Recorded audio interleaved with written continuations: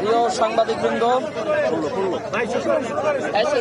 সাংবাদিকবৃন্দ, আপনারা জানেন গত 31শে ডিসেম্বর 2024 সালে আমরা জুলাই গণঅভ্যুত্থানে একটি ঘোষণাপত্র দেওয়ার কথা জানিয়েছিলাম। পরবর্তীতে আমরা দেখেছি যে এটা নিয়ে ব্যাপক আলাপ আলোচনা হয়েছে। গণঅভ্যুত্থান এবং বাংলাদেশের জনগণের বৃহত্তর স্বার্থের কথা চিন্তা করে যখন আমরা দেখেছি যে সকল গণঅভ্যুত্থানের পক্ষ শক্তি একত্রিত হয়ে এই ঘোষণাপত্রটি দিলে সেটি আরও ভালোভাবে জাতির সামনে উপস্থাপন করা সম্ভব হবে, তখন আমরা সরকারকে এই ব্যাপারে চাপ দিয়েছি এবং পরবর্তীতে দেখেছি যে অন্তর্বর্তীকালীন সরকার ঘোষণা করেছেন তারা গণঅভ্যুত্থানের পক্ষের সকল শক্তিকে নিয়ে আলাপ আলোচনার ভিত্তিতে, ঐক্যমত্যের ভিত্তিতে জুলাই ঘোষণাপত্র জারি করবেন। আমরা তাতে সম্মত হয়েছি। পরবর্তীতে 31শে ডিসেম্বর আমরা মার্চ ফর ইউনিটি কর্মসূচি পালন করি এবং জানুয়ারির 15 তারিখ পর্যন্ত একটি আলটিমেটাম ঘোষণা করি। এই আলটিমেটাম চলাকালীন সময়ে আমরা সারা দেশে জুলাই ঘোষণাপত্রের দাবিতে এবং জনগণের মধ্য হতে গণঅভ্যুত্থানে অংশগ্রহণকারী ছাত্র জনতা, শ্রমিক, কৃষক থেকে শুরু করে আপামর ছাত্র জনতার ইচ্ছা এবং আকাঙ্ক্ষা তুলে আনার জন্য গণসংযোগ কর্মসূচি পালন করি। আমরা সারা দেশে বিভিন্ন জেলা, উপজেলা ও শিক্ষা প্রতিষ্ঠানে মানুষের কাছে গিয়েছি। পরবর্তীতে 15 তারিখে গতকাল অন্তর্বর্তীকালীন সরকারের পক্ষ থেকে জানানো হয় যে গণঅভ্যুত্থানে অংশগ্রহণকারী সকল রাজনৈতিক দল ও গোষ্ঠীকে নিয়ে তারা আলোচনায় বসতে চান। যদিও আমরা 15 তারিখের মধ্যেই সরকার সকল প্রকার উদ্যোগ গ্রহণ করে ঘোষণাপত্র জারি করতে পারবেন বলে আশা করেছিলাম, কিন্তু পরবর্তীতে সরকারকে আমরা সেইভাবে তড়িৎ পদক্ষেপ নিতে দেখি নাই।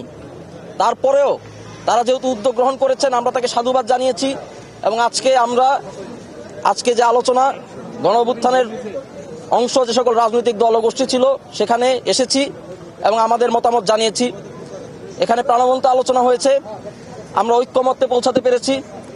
গণঅভ্যুত্থানের সকল অংশীজন এবং রাজনৈতিক দলগুলোকে সাথে নিয়ে ঐক্যমত্যের ভিত্তিতে একটি জুলাই ঘোষণাপত্র জারি করা হবে, এটি এখন নিশ্চিত।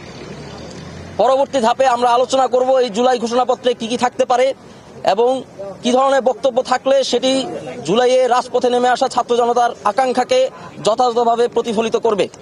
এই ব্যাপারে আমাদের আলাপ আলোচনা জারি থাকবে। আমরা আশাবাদী অবিলম্বেই আমরা একটি ঐক্যমত্যে পৌঁছে জুলাই ঘোষণাপত্র, জুলাই গণঅভ্যুত্থানের জনগণের আকাঙ্ক্ষাকে জনগণের সামনে উপস্থাপন করতে পারবো, আন্তর্জাতিকভাবে জুলাই গণঅভ্যুত্থানকে স্বীকৃতি দিতে পারবো। বাংলাদেশ বৈপ্লবিক যে পরিবর্তনের ধারায় রয়েছে, নতুন রাজনৈতিক বন্দোবস্ত, ফ্যাসিবাদী ব্যবস্থা বিলোপের যে ধারায় বাংলাদেশের রাজনীতি উন্নীত হয়েছে, গণতান্ত্রিক উত্তরণের যে পথে বাংলাদেশ চলে এসেছে, সেই পথকে আমরা আরও সুদৃঢ় করতে পারবো, মসৃণ করতে পারবো এবং বাংলাদেশকে একটি সমৃদ্ধশালী গণতান্ত্রিক রাষ্ট্র হিসেবে প্রতিষ্ঠিত করতে আমাদের এই জুলাই ঘোষণাপত্র ঐতিহাসিক গুরুত্বপূর্ণ ভূমিকা পালন করবে। ধন্যবাদ। আরিফ সোহেল, সদস্য সচিব, বৈষম্যবিরোধী ছাত্র আন্দোলন।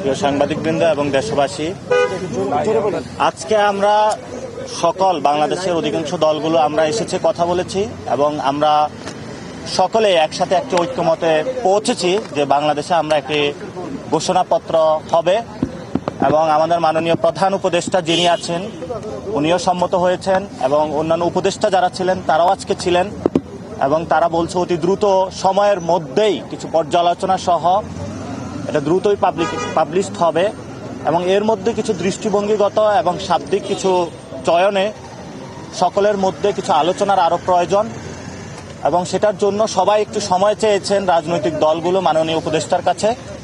মাননীয় প্রধান উপদেষ্টা এই বিষয়ে তাদেরকে সময় ক্ষেপণের যে বিষয়টা সেটা তো লক্ষ্য রাখতে বলেছেন যাতে এটাতে কাল বিলম্ব না হয়, আবারই খুব দ্রুত গতিত না হয়, একটা মাঝামাঝি সময় দিয়ে যাতে আমরা ঐক্যমতে পৌঁছে সুন্দর একটা জিনিস প্রকাশ করতে পারি, সে বিষয়ে আমরা সবাই আজকে এখানে ঐক্যমত পোষণ করেছি এবং এটা দ্রুতই সবার সামনে আসবে। আমরা দেশবাসীর উদ্দেশ্যে বলতে চাই যে বৈষম্য বিরোধী ছাত্র আন্দোলন এবং জাতীয় নাগরিক কমিটি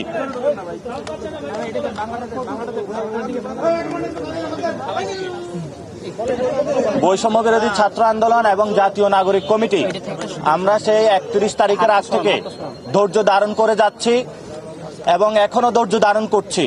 বাংলাদেশের সকল জনগণকে বলবো, আপনারা আরো কিছু সময় ধৈর্য ধারণ করুন। বাংলাদেশ যদি গণতান্ত্রিক কোনো উপায়ে উত্তরণের পথে যেতে হয়, এই ঐতিহাসিক দলিল ছাড়া এটা সম্ভব নয়।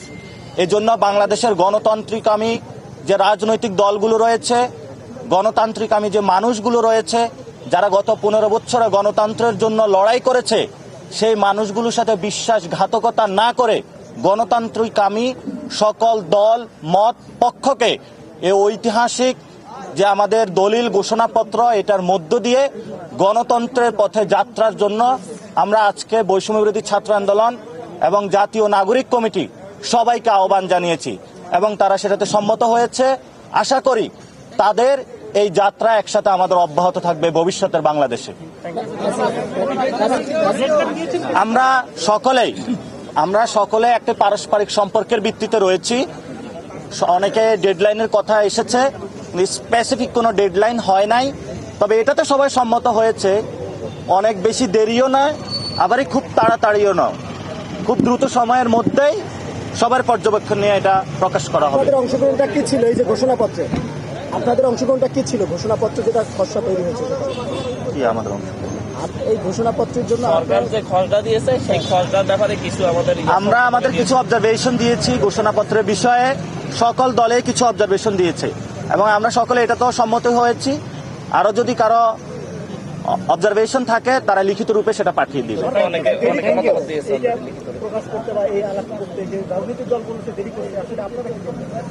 আমরা তো এই জন্য শুরুতে বলছি, আমরা যথেষ্ট ধৈর্যের পরিচয় দিচ্ছি এবং ভবিষ্যতেও ইনশাল্লাহ দিব।